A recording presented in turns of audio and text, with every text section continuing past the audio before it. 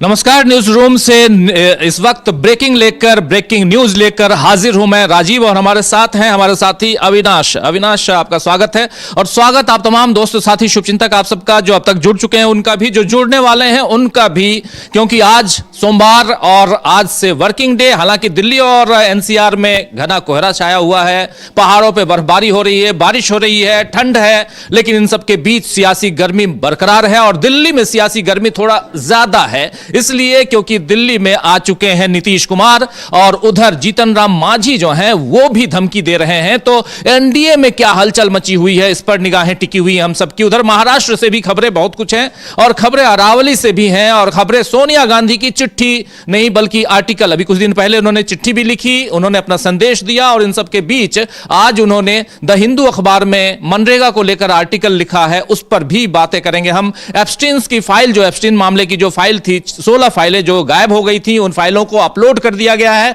और उससे क्या कुछ निकल के आ रहा है, ये बातें भी हम करेंगे। और इन सब के बीच बहुत सारी ऐसी खबरें, ऐसी बातें जो आप तक जाननी चाहिए, आप तक पहुंचनी चाहिए, वो सारी बातें हम आप तक पहुंचाएंगे इस ब्रेकिंग न्यूज में। और हमारे साथी सबसे पहले अविनाश आपके पास, और बिहार की हलचल खत्म नहीं हो रही जब से चुनाव हुआ है और उसमें बल्ले बल्ले के साथ, यानी बैंड बाजा बारात जो कहते हैं उसके साथ यहां हम लोगों ने नरेंद्र मोदी को देखा, लेकिन उसके बाद हम देख रहे हैं कि नीतीश बाबू जब से हिजाब कांड हुआ है तब से थोड़ा वो बैकफुट पे हैं। और इधर जीतन राम मांझी ने एक बयान दे दिया था जिसमें उन्होंने कहा था कि कैसे वोट की चोरी हम करवाते हैं, वोटों की चोरी, यानी वोट चोरी जिसके बारे में राहुल गांधी लगातार कहते आए हैं, उसका एक उदाहरण उन्होंने दिया था। और अब जीतन राम मांझी यहां कह रहे हैं कि मुझे तो भाई एक सीट चाहिए राज्यसभा में, वरना मैं साथ छोड़ दूंगा। केंद्रीय मंत्री हैं वो, उनकी बात। लेकिन उससे पहले नीतीश कुमार दिल्ली आए हुए हैं, क्यों आए हुए हैं जरा ये बताइए। नहीं, सबसे बड़ी बात तो यही है कि नीतीश कुमार 2024 जनवरी में एनडीए में आते हैं और उसके बाद वो दिल्ली कई बार आए हैं, लेकिन कभी भी वो दिल्ली में आने के बाद बीजेपी के बड़े नेताओं से नहीं मिले हैं। ना तो पीएम से कभी मिले वो दिल्ली में आकर, ना ही अमित शाह से मिले और ना जेपी नड्डा से मिले। लेकिन इस बार नीतीश कुमार की प्रधानमंत्री से भी मुलाकात हो रही है और जो अमित शाह से भी मुलाकात हो रही है 12:30 बजे। हाँ, अमित शाह से उनकी 12:30 बजे मुलाकात हो रही है। और चुनाव हो चुका है, एक महीने का समय बीत चुका है, नीतीश कुमार का मंत्रिमंडल विस्तार सब कुछ हो चुका है। लेकिन उसके बावजूद जिस तरीके से बिहार सरकार को लेकर लगातार इस तरीके की खबरें आ रही हैं कि बीजेपी ने 6 महीने के लिए नीतीश कुमार को छोड़ा है सीएम पद के लिए, 6 महीने के बाद बीजेपी वहां अपना सीएम बना लेगी। तो इसी के चलते ना तो नीतीश कुमार ने जब मंत्रिमंडल विस्तार किया तो वहां पर भी हमने देखा था कि जेडीयू के जो मंत्रियों की संख्या थी वो बीजेपी से आधी थी। तो नीतीश कुमार ने अपने सारे मंत्री इसीलिए नहीं बनाए थे क्योंकि उन्हें भी ये लग रहा था कि भाई कहीं ऐसा ना हो कि पार्टी के जो असंतुष्ट विधायक हैं बीजेपी उनमें तोड़फोड़ ना कर ले जाए। तो ये तमाम चीज़ें बिहार में चल रही हैं। और सबसे बड़ी बात तो ये है कि जब से बिहार के जो नितिन नवीन है उनको बीजेपी ने राष्ट्रीय अध्यक्ष बनाया है, उसके बाद से ही जेडीयू के अंदर सबसे ज़्यादा बेचैनी दिखाई दे रही है कि भाई नितिन नवीन कोई बहुत बड़े नेता नहीं थे। जिस तरीके से अचानक ही उनके नाम का जब फैसला होता है तो बीजेपी के तमाम लोग चौंक गए थे कि भाई नितिन नवीन है कौन। बाद में पता चलता है कि भाई ये बिहार के विधायक हैं, नीतीश सरकार में मंत्री हैं। वो जो उनका जो दर्जा भी था वो टॉप 10 का दर्जा नहीं है बिहार सरकार में भी। अचानक ही उनका नाम बीजेपी के कार्यकारी अध्यक्ष के रूप में सामने आ जाता है और वो दिल्ली पहुंचते हैं। तो उसके बाद से ये साफ साफ दिखाई दे रहा है कि बीजेपी की नज़र बिहार पर टिकी हुई है और अगर बिहार में यदि किसी की कुर्सी बीजेपी छीनेगी तो वो नीतीश कुमार ही है। लेकिन सवाल ये भी उठता है अविनाश की, अगर बिहार की में नीतीश बाबू की कुर्सी छीन ली जाती है तो फिर नरेंद्र मोदी को भी तो यहाँ बैसाखी चाहिए, नरेंद्र मोदी को भी तो नीतीश का साथ चाहिए। और इसलिए और न सिर्फ नीतीश का बल्कि जीतन राम मांझी का साथ भी चाहिए। और अगर नीतीश की कुर्सी छीनी जाती है, जीतन राम मांझी की बात नहीं मानी जाती है, और उधर हम आंध्र प्रदेश में देख रहे हैं कि वो भी मनरेगा को खत्म करने के बाद आंध्र प्रदेश भी थोड़ा नाराज है, वहां के मुख्यमंत्री नाराज दिखाई दे रहे हैं और यह विस्फोट किसी भी दिन हो सकता है। जो हम लोग कह भी रहे हैं कि क्या एनडीए बिखर जाएगा, तो यह बिखरते हुए हम लोग अभी से उसको देख पा रहे हैं, इसलिए यह चर्चा हो रही है और खबरें किस ढंग से ब्रेकिंग खबरें हैं जो हमारे तमाम साथी जो इस वक्त कार्यक्रम को देख रहे हैं न्यूज रूम से इस लाइव कार्यक्रम को, उसमें ये समझ सकते हैं कि नीतीश कुमार का दिल्ली आना, जीतन राम मांझी की शर्त रखना कि मुझे एक सीट चाहिए राज्यसभा की, जबकि आप देखिए कि उनके बेटे को जो चुनाव में खड़े नहीं हुए थे, एमएलसी भी नहीं बने थे, लेकिन वो उनको एक मंत्री पद की शपथ दिलवा दी गई थी। यानी आपको एमएलसी बाद में बनवाया जाएगा और उसके बाद उपेंद्र कुशवाहा के, माफी चाहूंगा, उपेंद्र कुशवाहा के बेटे थे वो, उनके लिए, लेकिन उपेंद्र कुशवाहा ही सही, मगर हुआ तो है ना, क्योंकि आप कहीं ना कहीं यहां पर दबे हुए नजर आ रहे हैं और एनडीए का कुनबा कैसे बरकरार रहे इसको लेकर भी अलग चर्चा होती होगी, अलग कहीं ना कहीं प्रेशर होगा। और नितिन नवीन की आप बात कर रहे हैं, कहा यह जा रहा था कि कार्यकारी अध्यक्ष बनाए जाने के बाद अब जो अध्यक्ष पद पे बैठे हुए थे इतने साल से वो हट जाएंगे, लेकिन अध्यक्ष महोदय यानी कि जेपी नड्डा साहब अध्यक्ष की हैसियत से जाकर वो लखनऊ में मीटिंग करते हैं और तमाम अखबारों में वही छपता है। तो नितिन नवीन की हैसियत क्या रहेगी यह भी देखना होगा। अध्यक्ष क्या अब खत्म हो जाए, हट जाएंगे वहां से, यह भी देखना है। तो बहुत सारी हलचल है, इसलिए अलग अलग ढंग से हलचल को हम देख रहे हैं। इसलिए इस पर जरा और थोड़ा सा विस्तार से बताइए कि क्या कुछ चल रहा है खबरों के हिसाब से। मैं विश्लेषण नहीं चाहता हूं, खबरों के हिसाब से कि यहां क्या क्या दिखाई दे रहा है स्टेप बाय स्टेप। नहीं, जिस तरीके से आपने बताया कि जीतन राम मांझी को लेकर कि उन्होंने सीधा सीधा बोल दिया है कि भाई हमसे लोकसभा चुनाव के समय पर बात हुई थी कि 2 लोकसभा की सीटें दी जाएंगी और एक राज्यसभा की दी जाएगी, लेकिन जब लोकसभा चुनाव आया तो अंतिम समय पर कह दिया गया कि भाई नीतीश कुमार साथ में आ गए हैं तो इसलिए आप एक सीट रख लीजिए। बोले वो हमें एक सीट मिली और वो एक सीट हम जीत के आए। अब राज्यसभा वाला मामला आया हुआ है। बोले अगर जिस तरीके की खबरें चल रही हैं, जो जीतन राम मांझी का ही कहना है कि भाई मीडिया में इस तरीके की खबरें चल रही हैं कि 5 सीटों पर बिहार में जो चुनाव होना है, उन 5 सीट में से 2 सीट तो बीजेपी अपने पास रखेगी, 2 सीट नीतीश कुमार अपने पास रखेंगे और जो एक बची हुई सीट है वो चिराग पासवान को दी जा रही है। तो फिर बोले हमें जो वादा किया गया था हमारे साथ में उसका क्या होगा? बोले हम कहाँ जाएंगे? तो हमारी जो एक सीट है वो पहले हमको मिलनी चाहिए। अगर हमें वो सीट नहीं मिलेगी तो हम एनडीए भी छोड़ देंगे। उन्होंने साफ साफ एनडीए छोड़ने की बात कह दी है कि ये जिस तरीके से विधानसभा चुनाव हो कि पिछली बार भी उनको 7 सीटें दी गई थी, इस बार 6 मिली हैं। हाँ, इस बार लेकिन ये कहा गया था विधानसभा चुनाव के समय कि आपको एक सीट राज्यसभा की हम देंगे इन्हीं शर्त पे, और यही कह भी रहे हैं जीतन राम मांझी कि चूंकि ये उस समय जब नियम और शर्तें लागू वाली बात हो रही थी तब ये कहा गया था कि हाँ हम आपको, आप विधानसभा की 6 सीटें ले लीजिए, 6 सीटों पे आप चुनाव लड़िए, 1 सीट हम आपको राज्यसभा की देंगे। और अब आज की तारीख में अगर राज्यसभा की सीट जीतन राम मांझी को नहीं देते हैं तो यहां पर परेशानी में तो आएंगे वो, और परेशानी में एनडीए का कुनबा आएगा। और यहां से, क्योंकि ये ताश के पत्ते की तरह है पूरा का पूरा ये कुनबा एनडीए का, एक बार एक पत्ता उसमें से निकला तो भरभराकर वो जो महल है वो गिरते देर नहीं लगेगी। और इसीलिए मैं कह रहा हूं कि बिहार से इसकी शुरुआत हो सकती है। नीतीश कुमार के ऊपर एफआईआर, कल ही हम लोग चर्चा कर रहे थे कि एफआईआर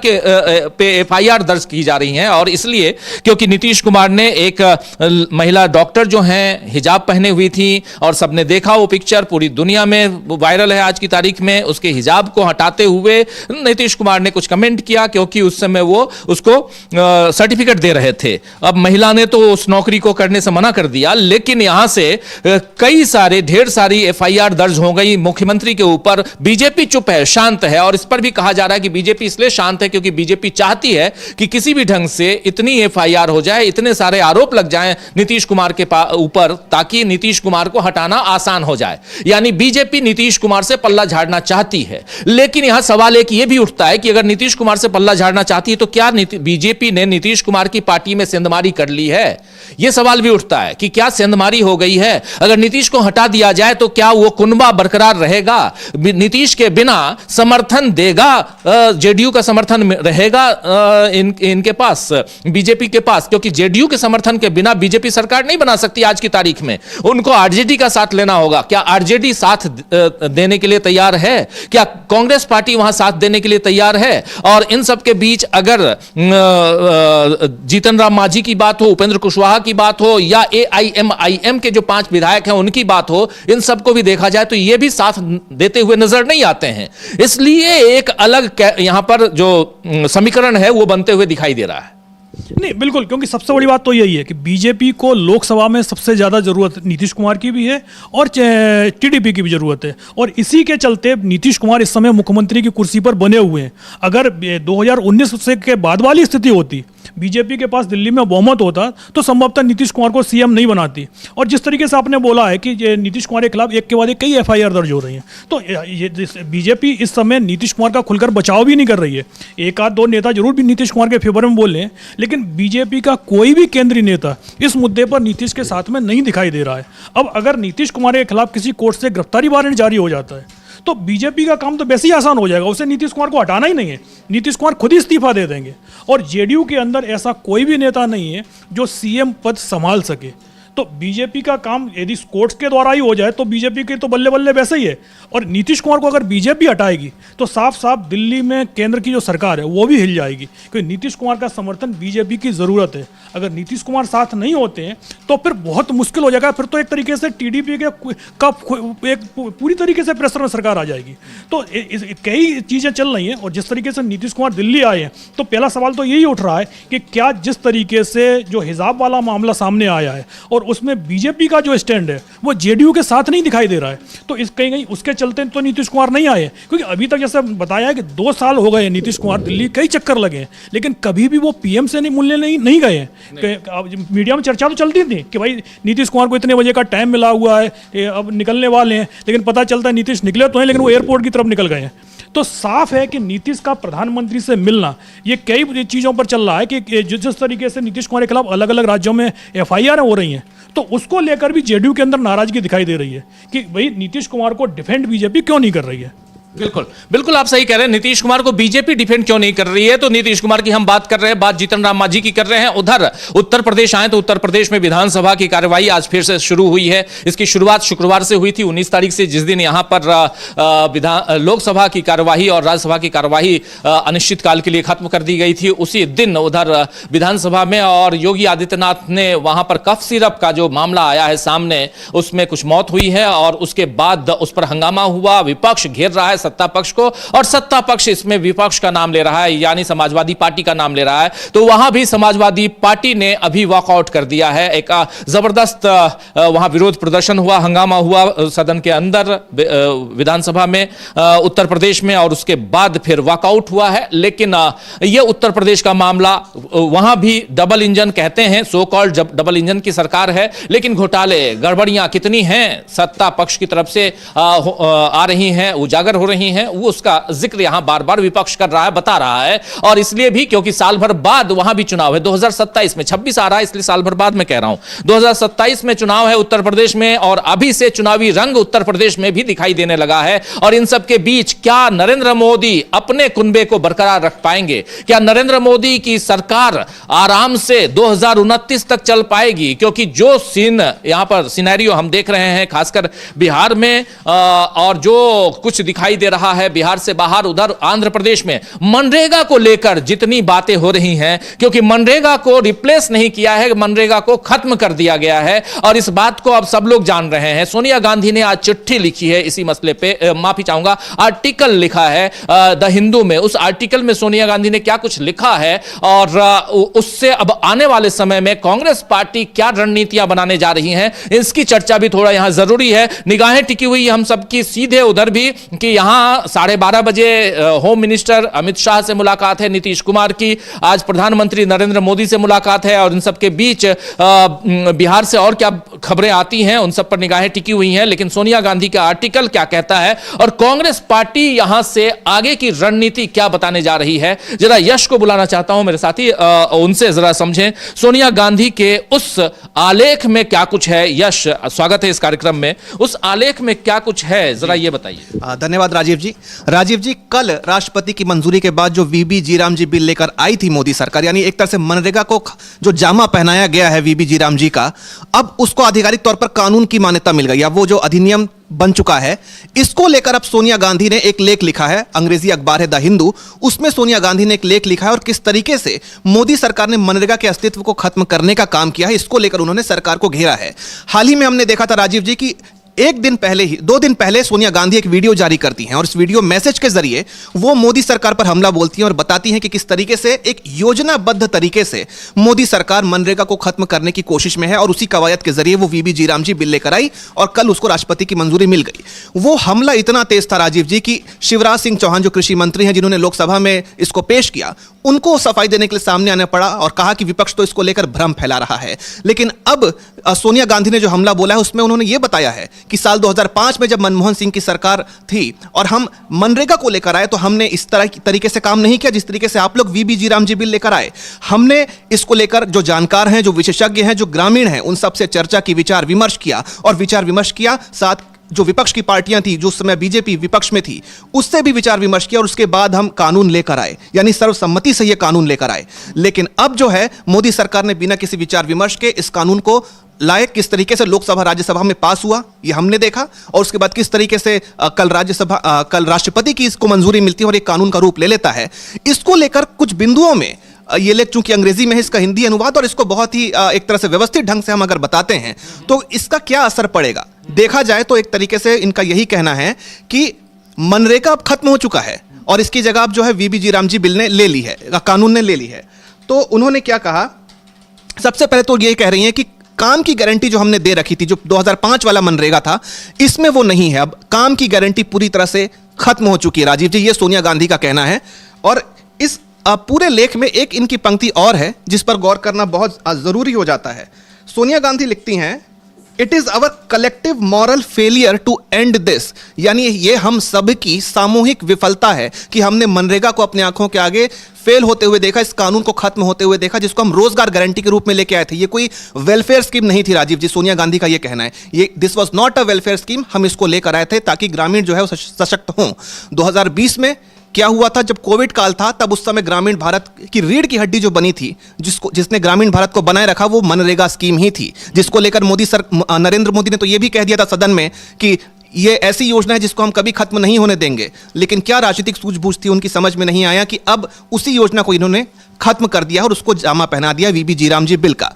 आरोप यह भी लग रहा है कि महात्मा गांधी के नाम से चिढ़ थी तो महात्मा गांधी का तो सम्मान बाहरी तौर पर ये लोग करते ही हैं, लेकिन अंदर ही अंदर कहीं ना कहीं महात्मा गांधी की जो विरासत है, उनका जो नाम है, उसको धीरे धीरे ये खत्म करने की कोशिश कर रहे हैं। अगर आपको प्रावधान ही बदलने थे, कानून ही बदलना था तो प्रावधान बदलते, कानून बदलते, नाम बदलने की क्या जरूरत थी, नाम तो यथावत रहता तो भी क्या बिगड़ता आपका। सोनिया गांधी और आगे क्या लिखती हैं इस पर भी हम बात करते हैं राजीव जी। एक तो बजट की सीमा की भी बात की है सोनिया गांधी ने। उन्होंने कहा कि पहले काम के हिसाब से पैसा दिया जाता था, काम की जो मांग होती थी उस हिसाब से पैसा दिया जाता था, लेकिन अब सरकार ने बजट तय कर दिया है, यानी अब अगर ज्यादा लोग काम मांगेंगे तो भी सरकार अपनी मर्जी से पैसा देगी। इसके अलावा 3 और अहम बिंदुओं को गिनवाया है सोनिया गांधी ने। उन्होंने कहा कि भले ही 100 से 125 दिन होने की बात कहकर सरकार ढोल पीट रही कि हमने तो काम के दिनों को बढ़ा दिया है, लेकिन इसमें एक दूसरी चीज भी है राजीव जी। झोल है, मतलब झोल बिल्कुल है इसमें। पूरे साल काम की गारंटी के बजाय अब साल के 60 दिन, यानी जो खेती का वक्त होता है, ऐसे तय किए गए हैं जब कोई काम नहीं दिया जाएगा। यानी 60 दिन आपने माइनस भी तो कर दिए, प्लस 25 दिखा के आप 60 माइनस भी तो कर रहे हो। ये क्यों नहीं बताया शिवराज सिंह चौहान ने जब वीडियो जारी किया? ये तो बता दिया कि विपक्ष जो है अपना हमला जारी रखे हुए है, विपक्ष इसको लेकर भ्रम फैला रहा है। दूसरी चीज यह है कि जब 10% पहले राज्य सरकार का हिस्सा होता था इसमें, और अब इसको बढ़ाकर 40% कर दिया गया है। ऐसे राज्य, ज्यादातर एनडीए शासित, बीजेपी शासित राज्य हैं राजीव जी, और किस तरीके से ये लोग महिलाओं को पैसा बांटने वाली जो स्कीम्स हैं उसके जरिए सरकार में आए हैं। अब 40% जो हिस्सा इनको देना होगा इस योजना में, ये कहां से देंगे? इसके लिए क्या कोई फंड आवंटित किया गया है? राज्य सरकार के पास जो पैसा है, अगर वो देने में अक्षम रही तो क्या इस योजना को बंद नहीं कर दिया जाएगा? यानी धीरे धीरे ये योजनाबद्ध, चरणबद्ध तरीके से क्या मनरेगा को खत्म करने की साजिश नहीं है? ये सोनिया गांधी का सीधा सीधा पूछना है। वो यही कह रही हैं कि पहले केंद्र सरकार 90% खर्चा उठाती थी, अब राज्यों को 40% खर्चा खुद उठाना होगा। इससे राज्य सरकारें काम देने से पीछे हो जाएंगी, यानी धीरे धीरे ये योजना जो है ठंडे बस्ते में चली जाएगी और इसका फिर जो है अस्तित्व नहीं रहेगा, सिर्फ एक कागजों में सिमट कर रह जाएगी राजीव जी। आखिरी पॉइंट जो वो गिनवाती है कि पंचायतों की ताकत कम करने की भी इसकी साजिश है, वीबी जीराम जी कानून की। उनका यह कहना है कि पहले गांव की ग्राम सभा तय करती थी, यानी जहां पे काम होना है वहां की ही ग्राम सभा तय करती थी कि हमारे यहां कौन कौन सा काम किया जाना है मनरेगा के तहत। लेकिन अब जो दिल्ली में सरकार बैठी है वो तय करेगी राजीव जी। और इसको लेकर एक चौंकाने वाला खुलासा हाल ही में राज्यसभा में आखिरी दिन जो केंद्रीय राज्य मंत्री हैं, राज्य कृषि मंत्री, उन्होंने राज्यसभा में एक बहुत बड़ा खुलासा किया था राजीव जी कि 4.43 करोड़ जॉब कार्ड्स खत्म कर दिए गए थे पिछले 5 सालों में। यानी ये कोई अभी की बात नहीं है, इसको खत्म करने की साजिश 2020 से जारी थी और धीरे धीरे धीरे करके 2020 से देखा जाए तो 2025 तक कुल मिलाकर 4.43 जॉब कार्ड्स खत्म हो गए। जहां सरकार 2 करोड़ जॉब्स देने की बात कर रही थी, यहां पे आपने 4.5 करोड़ जॉब्स एक तरीके से आपने खत्म कर दिए, 4.5 करोड़ जॉब्स खत्म कर दिए। उसके लिए जवाब कौन देगा राजीव जी?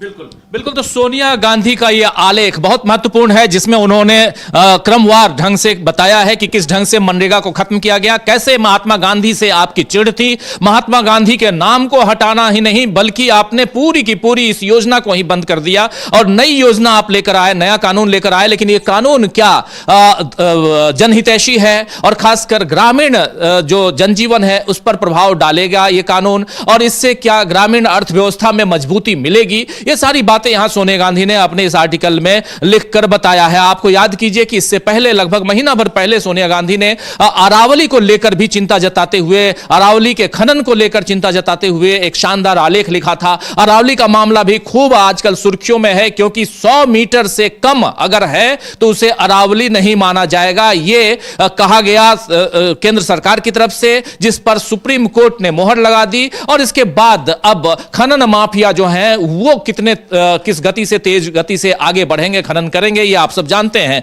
लेकिन अरावली का खत्म होना मतलब है कि दिल्ली और एनसीआर का खत्म होना, डेजर्ट में तब्दील हो जाना, रेगिस्तान में तब्दील हो जाना। लेकिन ये दिल्ली एनसीआर में रहने वाले महानुभावों को समझना होगा और खासकर सरकार को समझना होगा। इस पर भी चेताया था सोनिया गांधी ने। लेकिन सोनिया गांधी ने जो आज आर्टिकल लिखा, इसे शेयर करते हुए राहुल गांधी ने भी ट्वीट किया है। राहुल गांधी के उस ट्वीट को मैं कहूंगा कि जरा उसको लेकर के आ सकते हैं, स्क्रीन पर तो ले आए। और बहुत इंपॉर्टेंट है, राहुल गांधी ने इस पर जो बातें कही हैं बहुत महत्वपूर्ण है, उस पर भी हम आएंगे। लेकिन सोनिया गांधी का ये आलेख, उसमें और भी क्या कुछ है? बिल्कुल राजीव जी, इसमें एक बात और गौर करने वाली है। आप देखिए, कानून बन चुका है लेकिन विपक्ष का जो हमला है वो नहीं रुक रहा। जब ये राज्यसभा और लोकसभा से पास नहीं हुआ था तब भी इसको लेकर विपक्ष का हमला तेज था, और अब जब ये कानून बन चुका है तब भी विपक्ष का हमला कम होता हुआ नहीं दिख रहा। इसके पीछे एक वजह है राजीव जी।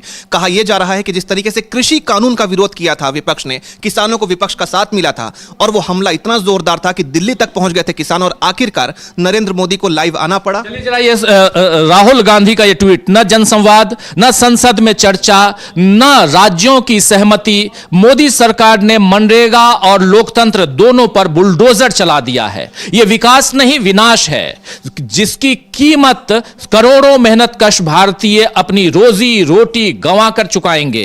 कांग्रेस संसदीय दल की अध्यक्ष श्रीमती सोनिया गांधी जी का इस गंभीर मुद्दे के हर पहलू का पर्दाफाश करता हुआ यह आलेख जरूर पढ़ें। यह राहुल गांधी ने इसे ट्वीट किया है और यहां पर साफ साफ the bulldozed demolition of MNREGA, the bulldozed, इससे समझ में आ सकता है कि जब बुलडोजर शब्द का इस्तेमाल यहां पर किया है सोनिया गांधी ने, और किस ढंग से डिमोलिशन है ये जिक्र यहां पर, ये दोनों शब्द बुलडोज्ड एंड डिमोलिशन, इन दोनों शब्दों से आप समझ सकते हैं कि सोनिया गांधी की चिंता क्या है, और चिंता को यहां पर जाहिर किया है राहुल गांधी ने भी। और साफ साफ राहुल गांधी यहां लिख रहे हैं, न जनसंवाद, न संसद में चर्चा, न राज्यों की सहमति, मोदी सरकार ने मनरेगा और लोकतंत्र दोनों पर बुलडोजर चला दिया है। पहली लाइन बहुत इंपॉर्टेंट लाइन है राहुल गांधी की कि न जनसंवाद किए आप, न ही संसद में चर्चा किए, न राज्यों की सहमति ली, लेकिन आपने मनरेगा को सीधे सीधे लोकतंत्र मनरेगा दोनों पर बुलडोजर चला दिया।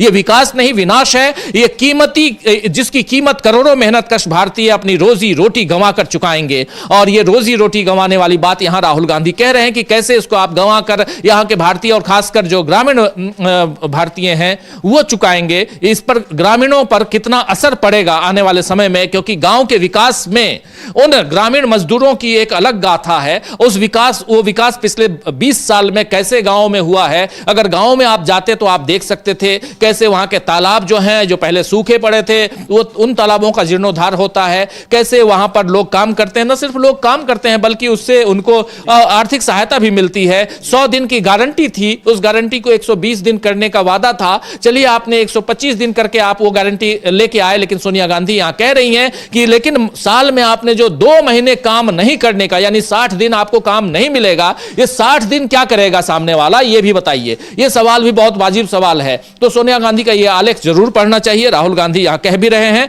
और इसके साथ साथ दूसरी जो महत्वपूर्ण बात है कि एक बार फिर चलते, इसमें कुछ जोड़ना चाहते हैं? जी बिल्कुल राजीव जी, इसमें यह कहा जा रहा है, एक तो इसके जो दूरगामी परिणाम होंगे, जो परिणाम भी क्या कहा जाए, दुष्परिणाम जो होंगे इस कानून को लागू करने के, उसको सोनिया गांधी ने गिनवाया। उन्होंने क्या क्या बताया, 3 बिंदुओं में वो बताती हैं कि इसके क्या क्या परिणाम हो सकते हैं। पहला तो सोनिया गांधी ये लिखती हैं कि मजदूरों की मोल तोल करने की जो ताकत है, जो बार्गेनिंग पावर है, उसमें कमी देखी जाएगी, यानी उनको जो उचित मूल्य मिलना चाहिए वो नहीं मिलेगा। अब इसका अंजाम क्या होगा राजीव जी? अगर उनको ग्रामीण अपने ही क्षेत्र में रोजगार नहीं मिल रहा है, पहले तो पलायन अगर करते भी हैं तो कुछ लोगों को पलायन ना भी करे तो मनरेगा के तहत उनके ही गांव में रोजगार मिल रहा था, लेकिन आज अगर मोल भाव की ताकत कम हो रही है श्रमिक की इस वीबी जी राम जी कानून को लेकर, तो पलायन बढ़ जाएगा, यानी फिर वही समस्या जो है वो देखने को मिलेगी, पलायन की समस्या। उसके साथ उन्होंने ये भी कहा है कि कोरोना के समय तो इसी योजना ने करोड़ों लोगों को बचाया था, लेकिन अब वो सहारा भी छिन जाएगा। लेकिन देखा जा रहा है राजीव जी कि अब ये जो कानून है, इसको लेकर विपक्ष का हमला कम क्यों नहीं हो रहा, बल्कि विपक्ष तो और आंदोलन तेज करता जा रहा है। 30 तारीख को जो है 29 तारीख को कांग्रेस की एक बैठक है, बहुत बड़ी बैठक है, तो इसको लेकर विपक्ष हमला क्यों कर रहा है? क्यों सोनिया गांधी 27 को है, 27 को है, और राहुल गांधी उस पर लिख रहे हैं, मल्लिकार्जुन खड़गे लिख रहे हैं, विपक्ष के तमाम नेता लिख रहे हैं, सोनिया गांधी ने वीडियो जारी किया, सोनिया गांधी ने आर्टिकल लिखा। इसके पीछे कहा यह जा रहा है कि अगर विपक्ष ये हमला जारी रखता है राजीव जी, तो जिस तरीके से जो 3 कृषि कानून थे, जिसको मोदी जी ने यह कहकर वापस ले लिया था कि शायद मेरी ही तपस्या में कोई कमी रह गई होगी, ऐसा लगता है इस बार भी शायद वो आएंगे और फिर यही कहेंगे कि मेरी तपस्या में इस बार भी कोई कमी रह गई। और इसके साथ ही साथ राजीव जी, इसीलिए विपक्ष जो है अपना हमला जारी रखे हुए है कि अगर यह हमला जारी रहा तो हो सकता है कि जैसे कृषि कानून वापस लिए गए थे, वैसे ये कानून भी वापस लिए जाए। इसके साथ ही साथ एक चीज और सोनिया गांधी ने कहा है कि सिर्फ आपने मनरेगा को खत्म करने का काम नहीं किया, बल्कि कांग्रेस के वक्त की और भी ऐसी चीजें थी जिसको आपने खत्म करने का या कमजोर करने का काम किया। एक पोर्शन है उनके आलेख में, the bulldozed demolition of MNREGA, जो उन्होंने लिखा है, सीधा बीजेपी पे हमला बोलते हुए, ये बिल्कुल बीजेपी पे फिट होता है ये टाइटल।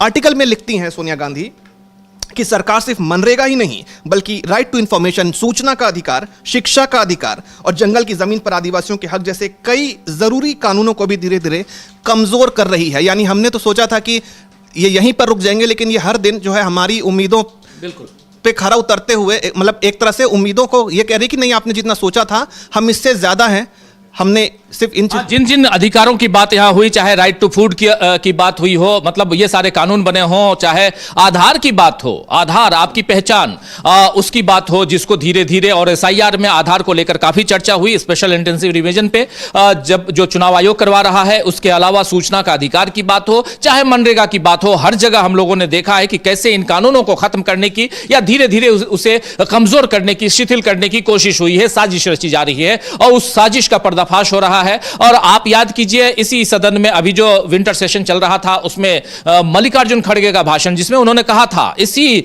मनरेगा को लेकर कि मैं अपनी कसम खा के कहता हूं, मैं अपनी मां की कसम खा के कह रहा हूं कि ये आने वाले समय में बहुत ही खराब निर्णय आपका है, जो देश के और खासकर ग्रामीण समुदाय के लिए ये घातक साबित होगा, और ये मुझे दिखाई दे रहा है, लेकिन हम लोग छोड़ेंगे नहीं, हम पीछे नहीं हटेंगे। और उसके बाद एक प्रेस कॉन्फ्रेंस की थी मल्लिकार्जुन खड़गे ने, और वहां पर भी उन्होंने ये बात कही थी। अब एक बड़ी रणनीति तैयार हो रही है कांग्रेस पार्टी की तरफ से, और देश भर में एक बड़े आंदोलन की तैयारी हो रही है, और उम्मीद ये कर रही है कांग्रेस पार्टी की, जैसे अभी आप बता भी रहे थे यश की, उम्मीद यह है कांग्रेस पार्टी को कि जैसे वो तीनों काले कानून, जिसको कृषि कानून कहा जाता था, उन तीनों कानूनों को वापस लिया गया था, नरेंद्र मोदी ने वापस लिया था, वैसे ही इस कानून को भी वापस लेंगे, और जो जी राम जी कानून है उसको वापस लेंगे, और मनरेगा जो पुराना था उसको फिर से लागू किया जाएगा, क्योंकि यहां पर एक कानून को हटा दिया गया और दूसरा कानून लाया गया, और कहा गया कि रिप्लेस कर रहे हैं, लेकिन ये रिप्लेसमेंट नहीं है,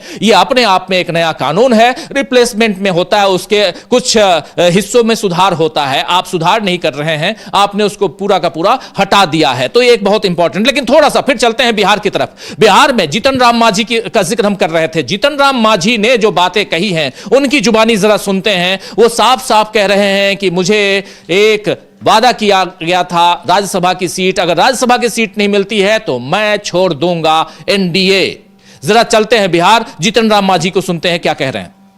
कहीं विरोधी दल के भी लोग आ रहा है, रिकाउंटिंग होना चाहिए, राज्यसभा में हम पार्टी को नहीं मिल रही तो अपना कल से भी कहा कि अलग अभी हम नहीं कहते हैं कि नहीं मिलेगा, लेकिन अब सवाल है टीवी की बात रातें हम देख रहे थे तो उन्होंने कहा था कि भाई 2 भाजपा को, 2 जदयू को और 1 लोजपा की बात हो रही है। 5 सीट है, 7 सीट में 5 सीट है, तो हो सकता है 5 सीट एनडीए को आवे। तो वैसे परिस्थिति में हम हिंदुस्तानी अवाम मोर्चा कहाँ है, इसलिए हमको मांग करना चाहिए। 2024 के एमपी चुनाव में हमको कहा गया था कि 2 लोकसभा का सीट देंगे, अब 1 राज्यसभा का सीट देंगे। तो उस समय 1 लोकसभा का सीट दिए, 1 चुनाव में जीते। धन्यवाद देते हैं नरेंद्र मोदी जी को कि उन्होंने 1 चुनाव पर जीत गए तो हमको मंत्री भी बना दिया। लेकिन आज राज्यसभा का सीट तो हमका ड्यू है 2024 के चुनाव, लोकसभा चुनाव के अनुसार ही। तो आज जब अप्रैल में 2025 में लोकसभा का, राज्यसभा का चुनाव होगा तो उस समय हिंदुस्तानी अवाम मोर्चा सेकुलर को 1 सीट मिलना चाहिए। ये मेरी मांग है, ये हम अपने पदाधिकारियों को कह रहे थे, क्योंकि हम तो पार्टी में है नहीं। हमारा राष्ट्रीय अध्यक्ष इसके लिए मांग कर सकता है, हमारा प्रवक्ता मांग कर सकता है, हमारा प्रधान सचिव मांग कर सकता है, हम तो संरक्षक हैं, इसलिए हम अपने पार्टी के लोगों का ऐसा कह रहे हैं। सर सुझाव दे रहे थे कि अलग हो जाएंगे अगर नहीं मिलेगा इस तरह का। अब देखिए वो तो अलग बात है, जब तक संगठन हम लोग हैं, अलग होने की बात वो नहीं कहे। आप लोग देखिए फिर ट्विस्ट कर रहे हैं। हमने कहा कि आज हम मान्यता प्राप्त पार्टी नहीं है, इसलिए नहीं है कि हमको 8 सीट नहीं है, 6 सीट मिल गया था तो हमको 8 सीट कैसे। तो यहां पे आप साफ साफ एक सबसे आखिरी आपने सुना होगा कि हम लोग मान्यता प्राप्त नहीं है, मान्यता प्राप्त पार्टी नहीं है, क्योंकि हम लोगों ने 8 सीटों पे चुनाव नहीं लड़ा। हम लोगों ने चुनाव लड़े थे कितने पे, तो यहां 6 सीटों पे, और लेकिन वादा किया गया था कि 1 सीट आपको राज्यसभा की मिलेगी, और अब यह खबर आ रही है कि 1 सीट भी नहीं मिलेगी। अविनाश, एक बार आप हमारे साथ दोबारा जुड़े हुए हैं, जरा आपसे भी समझना चाहता हूं मांझी का यह बयान क्या मायने रखता है। नहीं, सबसे बड़ी बात मांझी की जो कोशिश है कि उनकी पार्टी को मान्यता प्राप्त हो जाए, और उसके लिए जरूरी है कि बिहार विधानसभा में उनके 7 विधायक हों, और इसीलिए वो कह रहे थे कि भाई हमको 8 सीट दे दो, अगर 1 सीट हम हार भी जाते हैं तो कम से कम 7 सीटें तो हमको मिल जाएंगी, जिससे हमारी पार्टी को बिहार में मान्यता मिल जाएगी।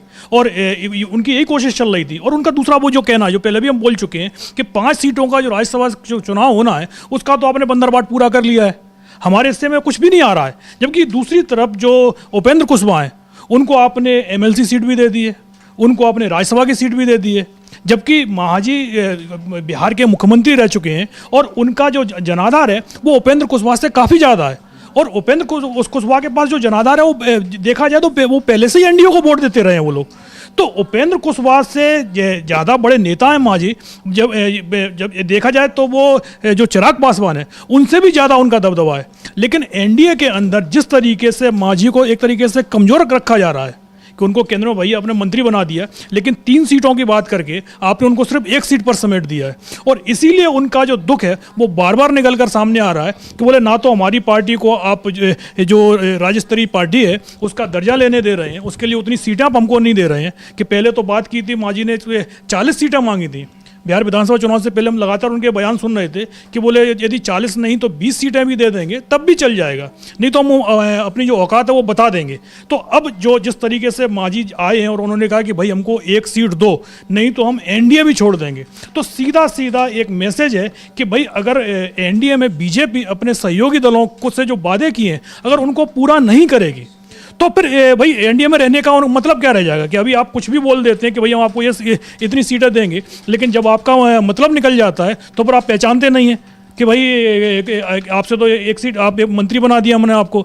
लेकिन जो मुख्य बात थी कि जो सीटें की बात मांझी से की गई थी उसको लेकर ही मांझी लगातार बोल रहे हैं कि हमें जो हमारा हिस्सा जो है बस हमें हमारा हिस्सा दे दो, दूसरे से हमको मतलब नहीं है।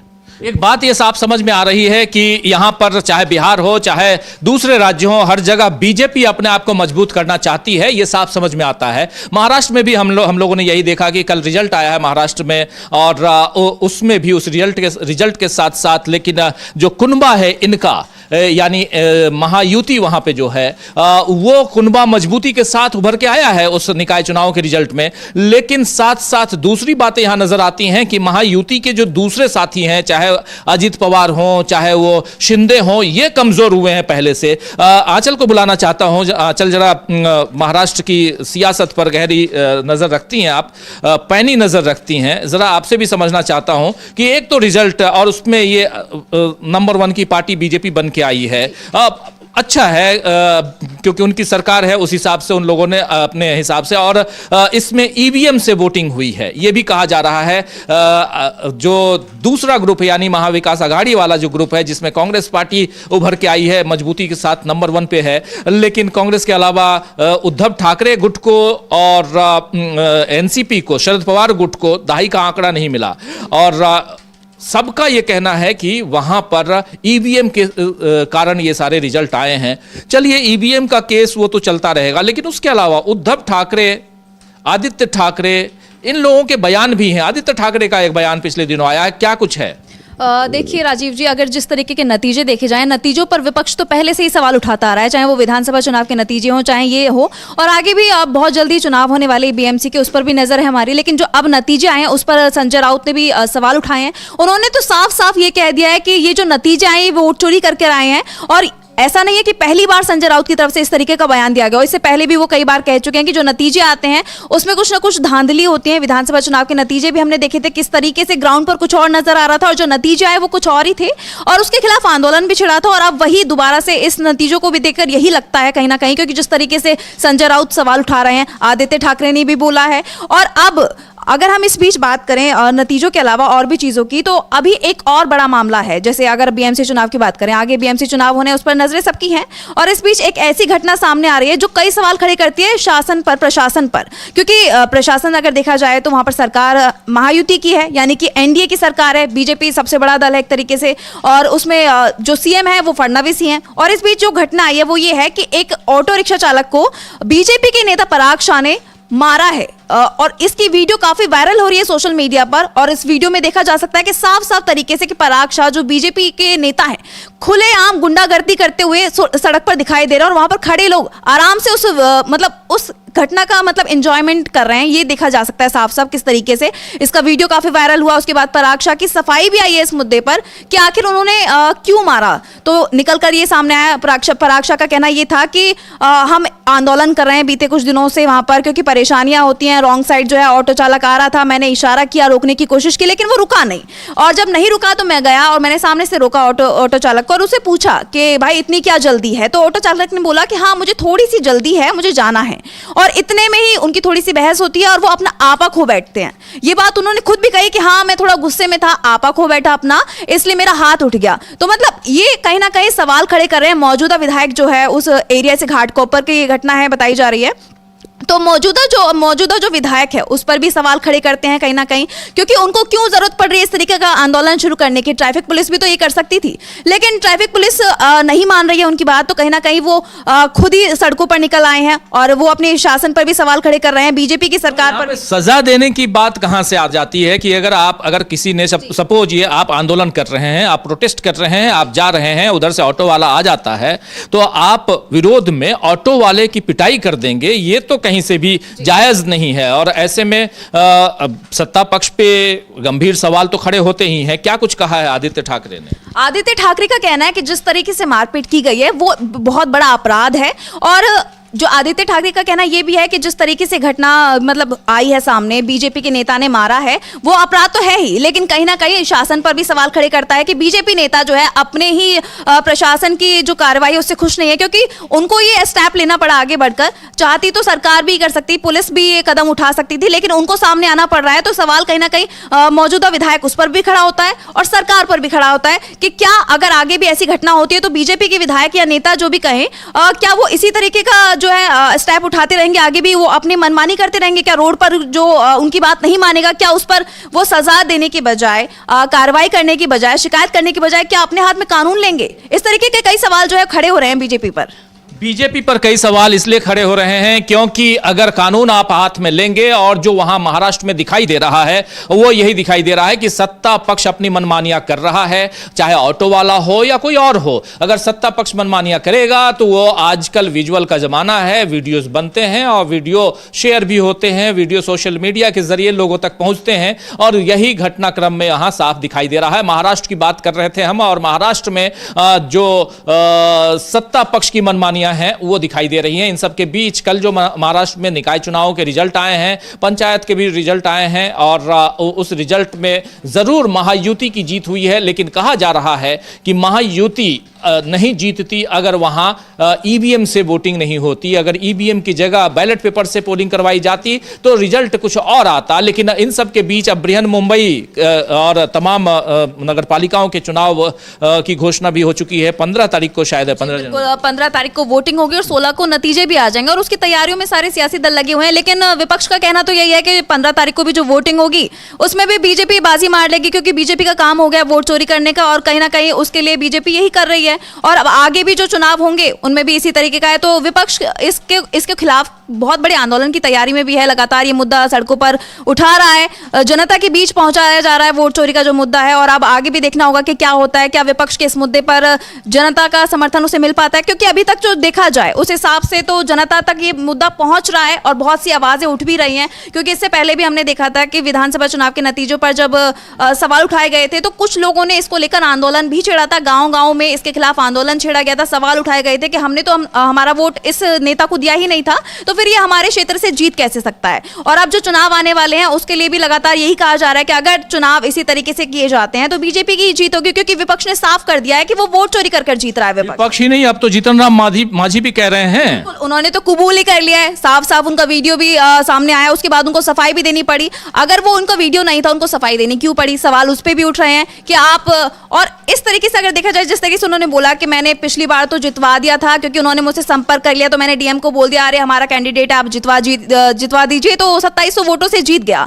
लेकिन इस बार उसने हमसे कांटेक्ट नहीं किया, हमसे बात नहीं की, तो हमने उनकी मदद नहीं की, हम मदद नहीं कर पाए, इस तरीके का उनका बयान है। तो कहीं बहुत सवाल खड़े करता है, क्योंकि जीतन राम मांझी बहुत बड़े नेता हैं और एनडीए के सहयोगी भी हैं, बिहार में सरकार जो है उसमें शामिल है। और ऐसे में उनका बयान आना बहुत सवाल खड़े करता है, उन पर ही नहीं पूरी सरकार पर, पूरे एनडीए पर। क्योंकि अगर अब ये बात सामने आ रही है तो इसका मतलब यह है कि इससे पहले भी कई बार इस तरीके के जो है नतीजे जो आए थे, जो देखने को मिले थे कि एनडीए के पक्ष में गए, हो सकता है वो महागठबंधन के पक्ष में जाने वाले हो, लेकिन गलती से वो जिस तरीके से चुनाव चोरी हुआ, वोट चोरी हुई, उसके बाद वो एनडीए के पक्ष में गए। तो ये बहुत सवाल हैं इस तरीके के कई जो विपक्ष उठा रहा है। बिल्कुल बिल्कुल, बृहन मुंबई की बात के जरिए हम वहां बिहार तक पहुंच गए, क्योंकि बिहार में अभी रिजल्ट आया और रिजल्ट में हम लोगों ने देखा कि वहां पर बिल्कुल आंधी की तरह एनडीए के पक्ष में पूरा का पूरा रिजल्ट गया। और इसलिए कहीं ना कहीं ये शंका, ये शक जो है वो पैदा होता है कि क्या सचमुच वोट की चोरी होती है।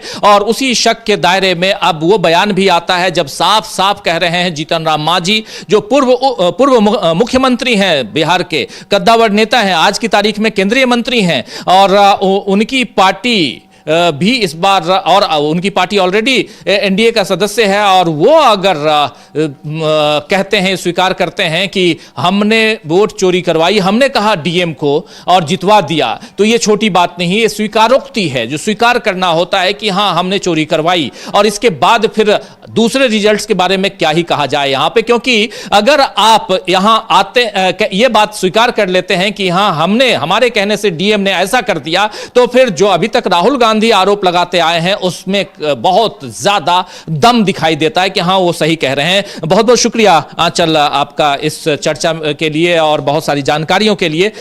लेकिन थोड़ा और आगे बढ़ेंगे और आराधना को भी बुलाना चाहता हूं कि एप्स्टीन के मामले में जो एप्स्टीन फाइल्स की चर्चा यहां करना जरूरी है, इसलिए भी करना जरूरी है आंचल की अभी पिछले 3-4 दिनों से ही नहीं बल्कि महीने भर से, आराधना आइए आप भी, और महीने भर से हम लोग देख रहे हैं कि लगातार इसकी चर्चा चल रही थी। एप्स्टीन फाइल अगर आ जाती है तो उसके बाद तहलका मच जाएगा, उस तहलके का इंतजार था। लेकिन इन सबके बीच कहा गया कि 16 फाइलें गायब कर दी गई हैं, लेकिन अब खबर आ रही है कि वो 16 फाइलें आ गई हैं, अपलोड कर दी गई हैं। क्या कुछ है उसमें?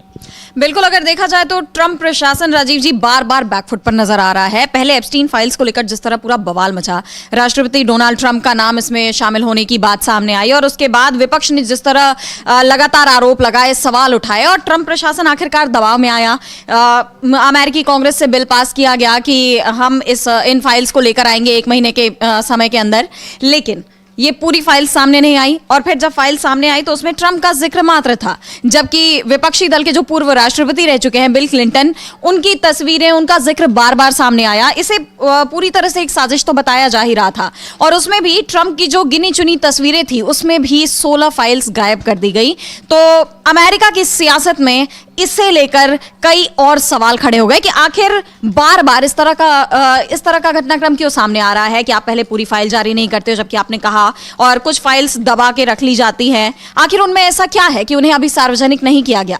और अब जो 16 फाइल्स अचानक से गायब की गई, पहले न्याय विभाग की तरफ से उस पर कोई सफाई नहीं दी गई, कुछ भी नहीं बताया गया कि आखिर ये 16 फाइल्स हटाई गई हैं या गलती से हट गई हैं। पहले तो कोई डिटेल सामने नहीं आई, और उसके बाद अब बाद में वो फाइल्स रिस्टोर कर दी गई। अचानक जब सवाल उठे, विवाद बढ़ा, तो वो फाइल्स रिस्टोर कर दी गई। अब न्याय विभाग का कहना है कि कई लोगों का कहना था, लोगों ने सवाल उठाए थे कि ये जो फोटोज है, इसमें जो पीड़िता की पहचान है उसे खतरा पैदा हो रहा है इन फोटोज से, इसलिए हमने उसे हटा दिया था। लेकिन आप तो ऑलरेडी उन चीजों को वेरीफाई कर चुके थे। आपने कितने पन्ने ब्लैक किए थे, कितने पन्ने उन्हें ब्लर किया? इसमें सवाल यह भी उठता है कि पीड़िता सिर्फ यही तो नहीं है, और भी हैं। आप बिल क्लिंटन के साथ दिखा रहे हैं तो वो पीड़िता नहीं है क्या? उनकी पहचान नहीं है क्या? उनकी पहचान तो आप दिखा रहे हो, और फिर यहां डोनाल्ड ट्रंप के साथ अगर कोई है तो वो पहचान आप नहीं दिखाओगे। ये बात भी है। दूसरी चीज, सवाल यह भी उठता है कि आखिर अगर ट्रंप से रिलेटेड मामला है तो इसको आपने क्यों छिपाया? आपने जानबूझकर इन 16 फाइलों को छिपाया है जिसमें ट्रंप हैं।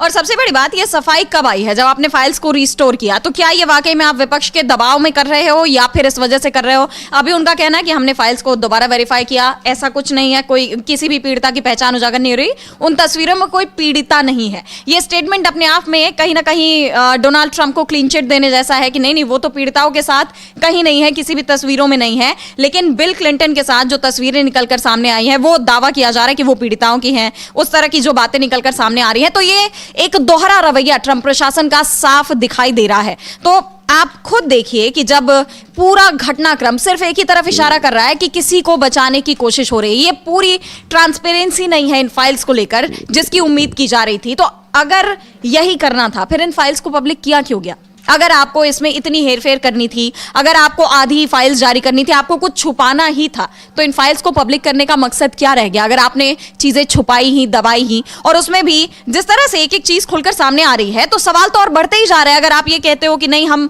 जो सवाल उठ रहे थे उन्हें खत्म करने के लिए इन फाइल्स को पब्लिक कर रहे हैं, लेकिन सवाल तो और बढ़ गए।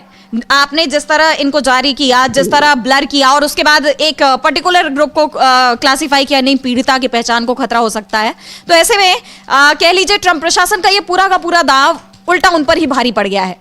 ये साफ दिखाई दे रहा है। लेकिन जब विदेश की हम बात कर रहे हैं तो जरा बांग्लादेश भी चलते हैं आप। और दोस्तों, आराधना और आंचल, आराधना लगभग सप्ताह भर और सप्ताह में एक दिन 2 दिन आंचल, ये दोनों वर्ल्ड न्यूज़ लेकर आते हैं। आप लोग देखते होंगे, सराहते भी हैं, काफ़ी तारीफ करते हैं। और ये जो एप्स्टीन से रिलेटेड मामला है या बांग्लादेश से रिलेटेड मामला है, इसको आप थोड़ी देर बाद इसमें और विस्तार से वर्ल्ड न्यूज़ जो हमारा बुलेटिन है, वीडियो है, उसमें आप देख सकते हैं। लगभग 2 बजे उस वीडियो को आप देख सकते हैं। लेकिन आना चाहता हूँ, बांग्लादेश में क्या कुछ चल रहा है। एक हिंदू युवक की हत्या कर दी जाती है, मार डाला जाता है जलाकर। इसके बाद कल यहाँ बयान आया था, कलकत्ता में थे, कोलकाता आज की तारीख में, उसमें थे संघ प्रमुख मोहन भागवत। उन्होंने कहा है कि बांग्लादेश के हिंदुओं को यूनाइट हो जाना चाहिए, भारत के हिंदुओं को भी। उनके बयान को पर्सनली अगर मुझसे कहा जाए तो मैं उनके हर बयान को पॉलिटिकल अंदाज में ही देखता हूं। वो कोई भी बयान राजनीति के इर्द गिर्द ही देते हैं। राजनीति में उनको जहां फायदा हो, सियासत में जहां उनकी पार्टी बीजेपी है, हालांकि खुद को कहते हैं कि हम तो राजनीति से बहुत दूर दूर हैं, संगठन नहीं है, राजनीतिक दल नहीं है, संगठन नहीं है, लेकिन फिर भी वो करते वही हैं। और यहां भी पोलराइजेशन का ही काम उन्होंने किया है कि चाहे बांग्लादेश के हिंदुओं एक हो जाओ, चाहे भारत के हिंदुओं एक हो जाओ, यानी पोलराइज हो जाओ, 2 भाग में बट जाओ। बंटवारा करने की जो राजनीति है, अंग्रेजों से ली हुई विरासत, उसको आगे बढ़ाने की कोशिश करते हैं। मगर बांग्लादेश की कहानी बुरी है, उस पर चर्चा होनी चाहिए। लगातार हम लोग वर्ल्ड न्यूज़ में इसकी चर्चा कर रहे हैं, बट क्या कुछ जानकारी है अभी आज की तारीख में? बांग्लादेश में देखिए राजीव जी, अगर देखा जाए तो ये पूरी घटना एक के बाद एक लगातार हिंसा वहां जारी है, और ऐसे वक्त में हिंसा हो रही है जब चुनाव की तारीखें बहुत नजदीक आ गई हैं। फरवरी 2026 में यूनुस सरकार को चुनाव करवाने थे, और ऐसे वक्त पर जब चुनाव को लेकर सारी तैयारियां चल रही हैं, ये है कि हाँ अब चुनाव हो ही जाएंगे, और अचानक से इतनी हिंसा भड़क उठती है और भारत विरोधी बयानों की कतार लग जाती है। एक के बाद एक बयान दिए जाते हैं। सबसे बड़ा सवाल कह लीजिए बांग्लादेश की घटनाओं को लेकर भारत की नीतियों पर भी उठता है कि आखिर अचानक बांग्लादेश भारत से इतना दूर क्यों हो गया। आखिर भारत सरकार क्या कर रही है, उसकी विदेश नीति कहां चली गई है? क्यों बांग्लादेश, जिसे आजाद कराने में भारत की इतनी बड़ी भूमिका थी, आज उसी बांग्लादेश में जो आजादी का संग्राम था उसमें भारत की भूमिका को ही खारिज किया जा रहा है। बल्कि यह कहा जा रहा है कि उस दौरान जो हिंसा हुई थी, जो लोगों की बड़े पैमाने पर जान ली गई, जो बर्बरता की गई, वो पाकिस्तान ने नहीं बल्कि किसी और देश की सेना ने की थी। साफ है उनका इशारा भारत की तरफ है और भारत पर लगातार जो आरोप लग रहे हैं वो कहीं ना कहीं भारत सरकार पर सवाल खड़े कर रहे हैं। अगर मौजूदा हालात की बात करें, बांग्लादेश में लगातार हिंसा का आलम है और अभी यूनुस सरकार पर सवाल उठ रहे हैं कि आखिर ये हिंसा कहीं प्री प्लान साजिश तो नहीं है? क्या इस वजह से हिंसा कराई जा रही है ताकि चुनाव को टाला जा सके? जी बिल्कुल बिल्कुल। बांग्लादेश की कहानी बहुत अलग है, आप जानते हैं, लेकिन बहुत महत्वपूर्ण है क्योंकि बांग्लादेश हमारा पड़ोसी देश है और बांग्लादेश को बनाया हम लोगों ने, भारत ने बनाया और उसके मुक्ति संग्राम में साथ दिया। बांग्लादेश को जो पहले पूर्वी पाकिस्तान होता था, अब पूरा का पूरा पूर्ण रूप से बांग्लादेश बना। भारत का शुक्रगुजार था बांग्लादेश शेख मुजीबुर रहमान के ज़माने में, जब यहाँ पर भारत में इंदिरा गांधी का शासन था। और 16 दिसंबर, ये दिसंबर का महीना और आज तारीख है 22, लेकिन आज से 6 दिन पहले 16 दिसंबर को, ठीक 6 दिन पहले 16 दिसंबर को बांग्लादेश का जन्म होता है। हम लोग विजय दिवस मनाते हैं अपने देश में, वहां मुक्ति संग्राम में उनका स्थापना दिवस बांग्लादेश का मनाया जाता है। ये तो एक ऐतिहासिक पन्नों में दर्ज जो स्टोरी है वो आपके सामने रख रहे थे हम। लेकिन आज की तारीख में भारत और बांग्लादेश की कहानी अगर देखी जाए, संबंध बहुत खराब हो चुके हैं और इस संबंध को खराब करने में कहीं ना कहीं हमारे देश का भी बहुत बड़ा योगदान है। चाहे बांग्लादेश के साथ हमारे संबंध खराब हो, चाहे नेपाल के साथ संबंध खराब हो, चाहे भूटान के साथ हो, श्रीलंका के साथ हो, पाकिस्तान और चीन के साथ तो हमारे संबंध हमेशा से ही खराब रहे हैं, उसकी चर्चा क्या ही करें हम। लेकिन मालदीव के साथ भी हमारे पिछले दिनों संबंध खराब रहे, रिलेशन अच्छे नहीं हैं।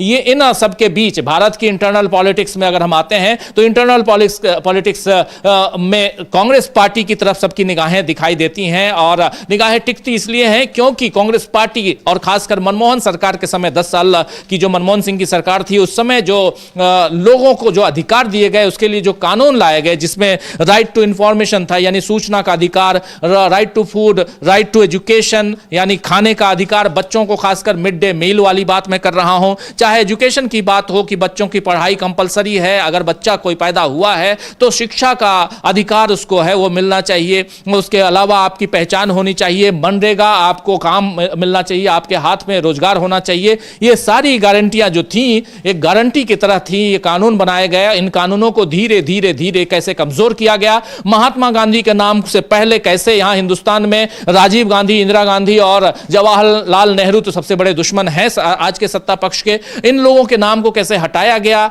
और किस ढंग से अब महात्मा गांधी की तरफ आप आगे बढ़ गए हैं, उसका जीता जागता उदाहरण है, नमूना है मनरेगा को खत्म करना। मनरेगा को खत्म करना, यहां रिप्लेस नहीं किया गया है। मनरेगा की जगह पे अगर कुछ और लाए हैं तो मनरेगा को खत्म करके लाए हैं। मनरेगा को अगर आप, क्योंकि नरेंद्र मोदी ने कहा था कि मनरेगा जो है वो इनकी यानी कांग्रेस पार्टी की का एक जीता जागता, क्या शब्द था वो, मैं शब्द भूल रहा हूं, स्मारक है।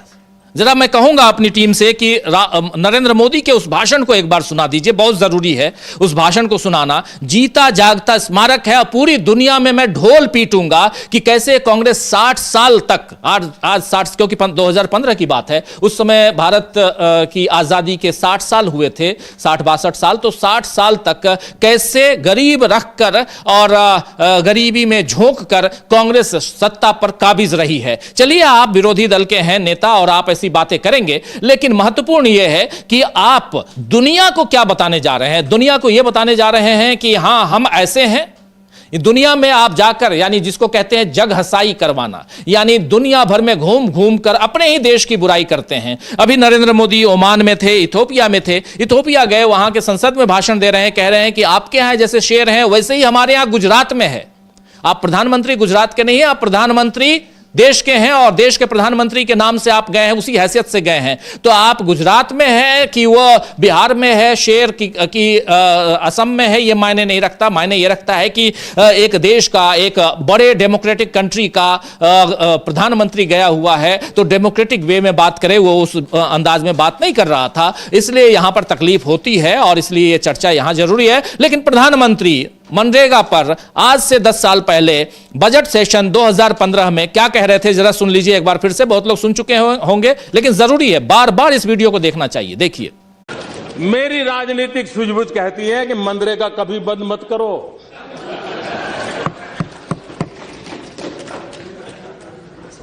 मैं ऐसी गलती नहीं कर सकता हूं क्योंकि मनरेगा आपकी विफलताओं का जीता जागता स्मारक है। आजादी के 60 साल के बाद आपको लोगों को गड्ढे खोदने के लिए भेजना पड़ा। ये आपकी विफलताओं का स्मारक है और मैं गाजे बाजे के साथ इस स्मारक का ढोल पीटता रहूंगा। दुनिया को बताऊंगा कि ये गड्ढे तुम खोद रहे हो उन 60 साल के पापों का परिणाम है। इसलिए मेरी राजनीतिक सूझबूझ पर आप शक मत कीजिए। मनरेगा रहेगा, आन बान शान के साथ रहेगा और गाजे बाजे के साथ दुनिया में बताया जाएगा।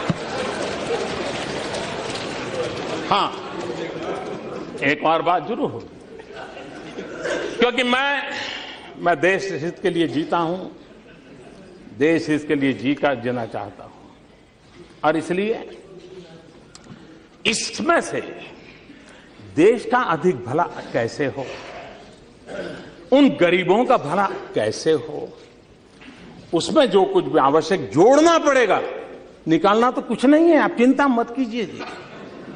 जो जोड़ना पड़ेगा जोड़ेंगे, जो ताकत देनी पड़ेगी हम देंगे, क्योंकि हम मानते हैं। तो राजनीतिक सूझबूझ से इन्होंने क्या बात कही थी आपने सुन लिया। प्रधानमंत्री नरेंद्र मोदी ने 10 साल पहले ही बता दिया था कि मैं मनरेगा को खत्म करूंगा, अगर सीधे शब्दों में कहूं तो। और ये अब दिखाई दे रहा है, मनरेगा को खत्म कर दिया गया और विकसित भारत जी राम जी योजना लेकर आ गए और अपने बचाव में जी राम जी को कई जगह पे अब ग्राम जी भी कहने लगे हैं, क्योंकि राम जी अगर नैया पार नहीं लगाएंगे तो कहेंगे कि राम का हमने नाम ही नहीं लिया था, हम तो ग्राम कह रहे थे। लेकिन 5 राज्यों में चुनाव हैं और 5 राज्यों में इसका क्या असर पड़ने वाला है, क्या जी राम जी इनकी नैया यानी सत्ता पक्ष की नैया पार लगाएंगे या नहीं लगाएंगे, यानी ये कानून जो है इनके लिए मील का पत्थर साबित होगा या इन्हें वहीं पर बहुत परेशानी का सामना करना पड़ेगा, चाहे वो असम हो, चाहे वो पश्चिम बंगाल हो या केरल हो या तमिलनाडु या पुदुचेरी। इन 5 राज्यों में जो मार्च और अप्रैल में चुनाव होने हैं, उस चुनाव में क्या निकल के आता है, इस पर निगाहें टिकी हुई हैं। इस बीच बिहार से खबरें बहुत सारी आएंगी, ये तय मानिए, और खबरें महाराष्ट्र से भी आएंगी। महाराष्ट्र में भी इनका कुनवा एक रहेगा कि नहीं रहेगा। लेकिन इन सब के बीच आंध्र प्रदेश भी उबल रहा है। आंध्र प्रदेश के मुख्यमंत्री कब तक बर्दाश्त करते हैं इन बातों को, क्योंकि आंध्र प्रदेश में और उसमें भी चंद्रबाबू नायडू की जो सियासत है, उस सियासत में बंटवारा नहीं है, क्योंकि आंध्र प्रदेश और पश्चिम और पूरब या दक्षिण, उत्तर को छोड़ दें, उत्तर में थोड़ा बंटवारा हिंदू और मुस्लिम का कर लेते हैं, लेकिन दक्षिण में यह बंटवारा करना मुश्किल होता है। और ऐसे में क्या इनके पक्ष में इनका जो एनडीए का कुनवा, उसके जो दल हैं, वो इनके साथ जाएंगे? ये बहुत सारे सवाल हैं, इन सवालों का जवाब ढूंढने की कोशिश करेंगे। ब्रेकिंग न्यूज में उन तमाम खबरों को हम आप तक लाने और पहुंचाने की कोशिश करते हैं जिसके जरिए आज दिन भर क्या कुछ हो रहा है, क्या कुछ होने वाला है और क्या कुछ हुआ है, इन सब का जिक्र होता है। लेकिन इन सब के बीच जो इलेक्टोरल बॉन्ड पे हमने कल चर्चा की थी, और उस इलेक्टोरल बॉन्ड में आज और भी थोड़ा विस्तार से इंडियन एक्सप्रेस ने छापा है।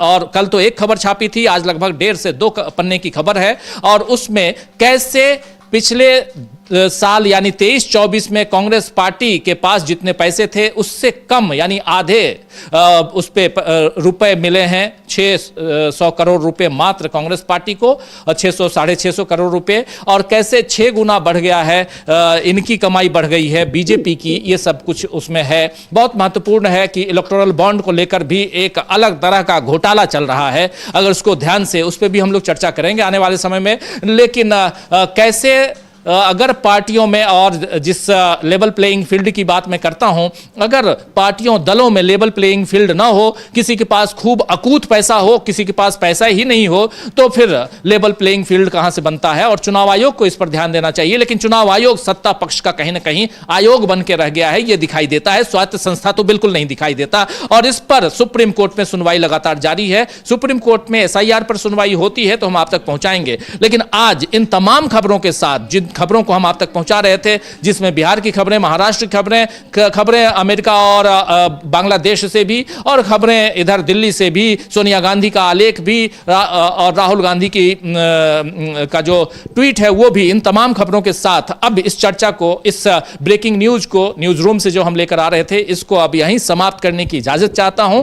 और शाम 7 बजे मुलाकात होगी। लेकिन उससे पहले और भी बहुत कुछ, वर्ल्ड बुलेटिन देखना मत भूलिए, और शाम को मेरे प्रोग्राम से पहले इवनिंग बुलेटिन देखना मत भूलिए। बहुत सारी ऐसी खबरें, बहुत सारे ऐसे वीडियो आप तक हम पहुंचाते रहेंगे। जुड़े रहिए हमारे साथ और देखते रहिए टीवी लाइव। नमस्कार।